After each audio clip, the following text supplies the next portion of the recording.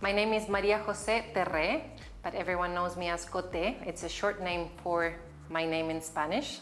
I'm a Chilean journalist and I'm a writer.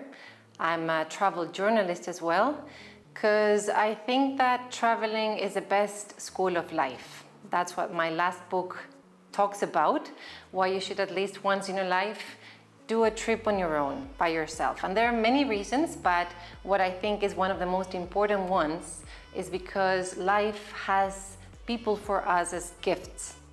And you have to go out and discover them and find them. And that happens a lot more often when you're open to see them and when you're not traveling with someone that you know.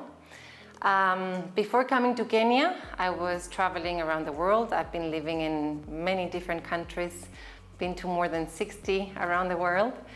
And I started working for an NGO called Water is Life about 4 years ago.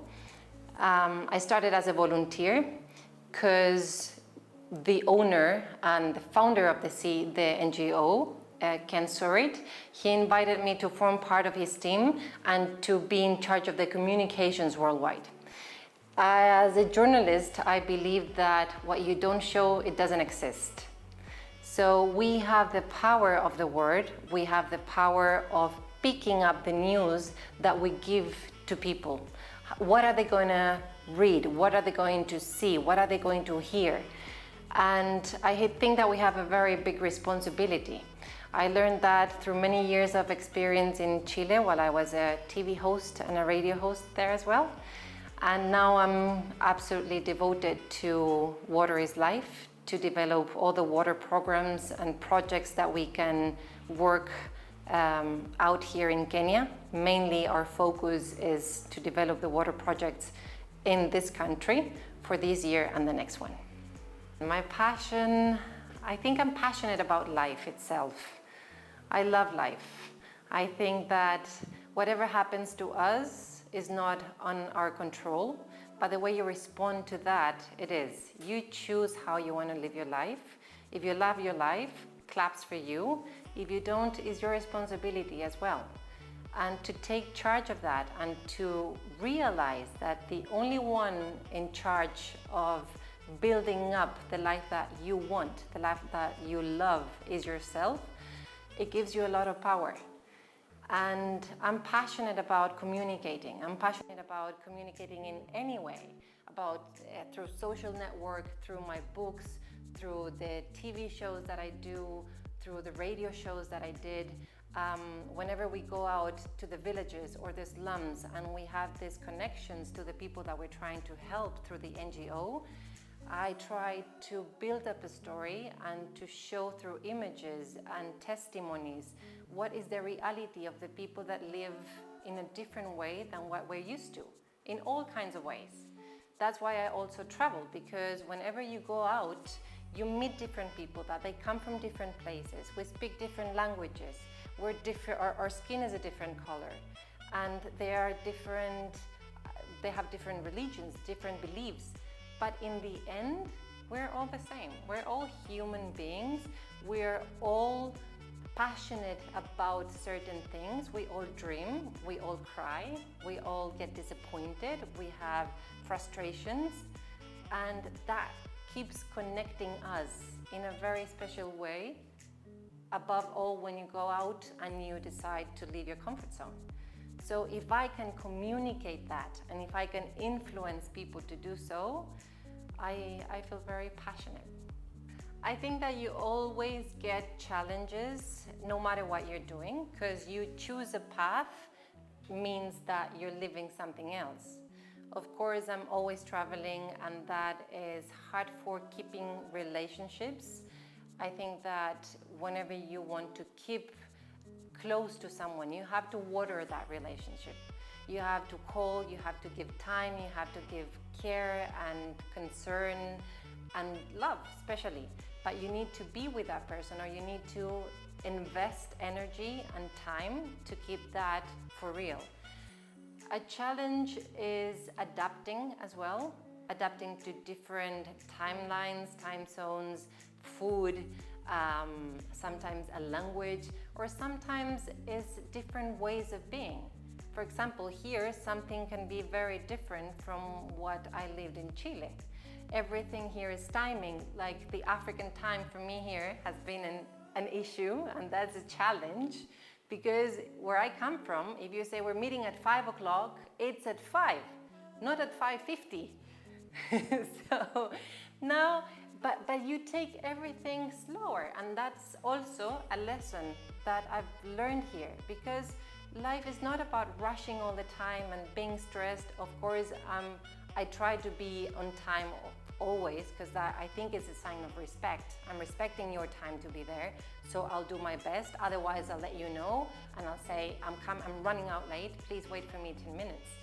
But everywhere I go and every reality that I experience, it has a different challenge of adapting. It's not what I come with, it's what I have to see, understand, and respect. My favorite food, I love fruits and veggies. I think that what you have here is absolutely fantastic. Mangoes, pineapples, coconuts, and I like, what's the name of this that looks like spinach? The green leaf that they do it with kachumbari. I like kachumbari as well. Do you know that kachumbari is very similar to something that we have in Chile that is called pebre? That it's the same way, you cut onion, tomato, and parsley, and you mix it all up and you eat it with a barbecue usually. So it's very common for us. And sukuma. I love sukuma as well. And yeah, I've been learning how to eat. I don't like ugali though. I always tell young women that write to me through my Instagram, basically, I admire what you do. Would you give me an advice? And it's about following what you're passionate about. We all have an inside voice that will tell us what makes our heart beat. And that's absolutely clear. When you go somewhere, when you experience something, and your heart starts beating faster, or when a smile comes up on your face without you even wanting or realizing it, that's it. When you get goosebumps, that's it. When you feel grateful, that's it. See and be always aware of what's making your heart beat. Whenever you're in, I don't know, living or in certain company or doing whatever that is your passion and your motivation in life, remember who you are with and what you're doing. Because if you follow that, there's no mistake. I am working for an NGO that's called Water is Life. We provide different water solutions for people that don't have access to safe water.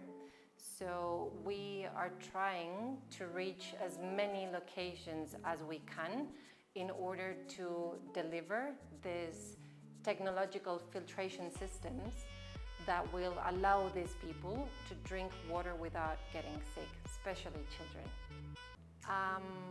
I think that when you become someone that people respect and believe, you have a huge power with your words and with your actions, mainly with your actions.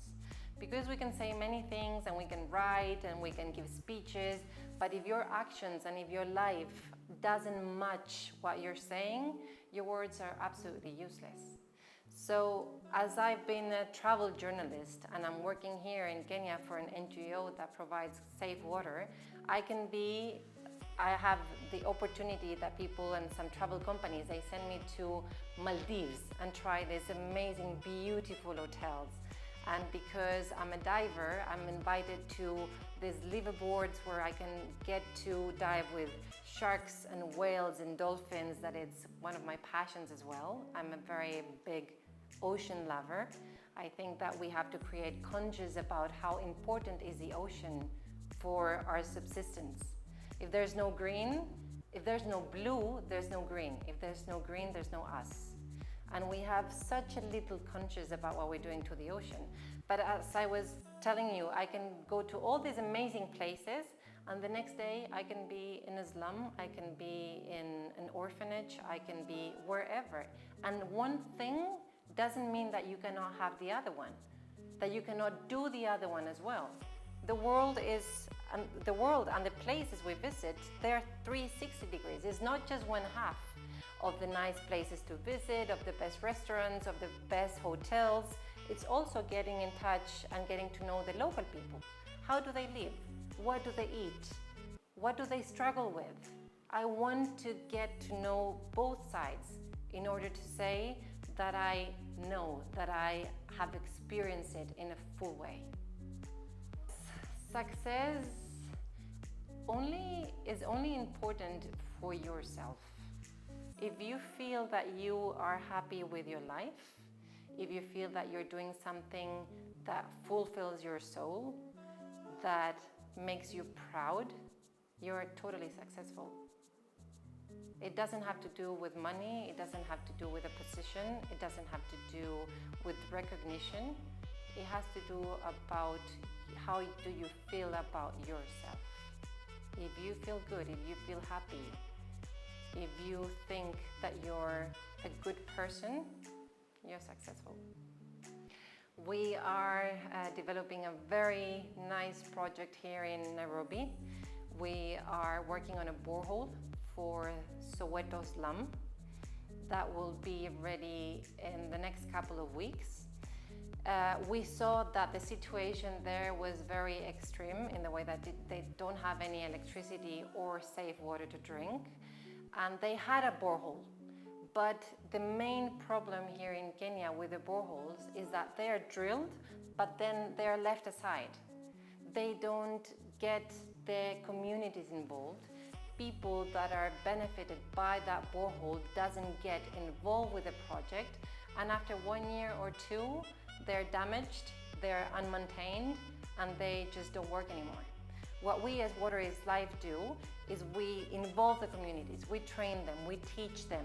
So, okay, we'll do the project, we'll put the borehole, but once it's done, the responsibility for make this work and for give safe water to all the people in this area is yours. So there is a feedback that works. The first borehole that was drilled here by Ken Surit, that is my boss, it was 15 years ago in an orphanage that's called Maisha in Kisumu. It's still working. So that's what makes a difference. When you have the expertise, when you cannot come as an outsider here and do what you think it will work in your country or wherever you come from. You have to see what are the needs here. How do people react? How do people behave? And we have to work together. We have people, amazing people of Water is Life team that are Kenyans, because we cannot do it without you. That's what gives you success, and that's what makes these boreholes and these solutions sustainable in time. The other day for my book launch, the presenter John Sibi was asking me, are you still a traveler in Kenya? And I said, I don't think I'm a traveler anymore here.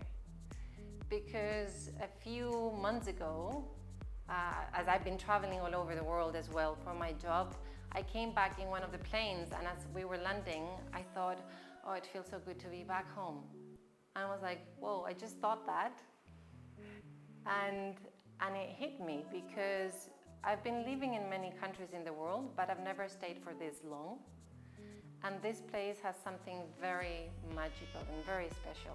I usually tell Kenyans, you don't know what you have because you're used to it. But when you come from outside and you see that you have this fantastic wildlife, this coast that is like paradise, and this nature, and above all, you have the smiles. And the energy that you feel here, the way that you feel so welcome and so warm all the time, is something that you should be very proud of. I don't know about a specific quote, but whenever I've been remembering one that says, you will never be criticized by someone who has done more than you.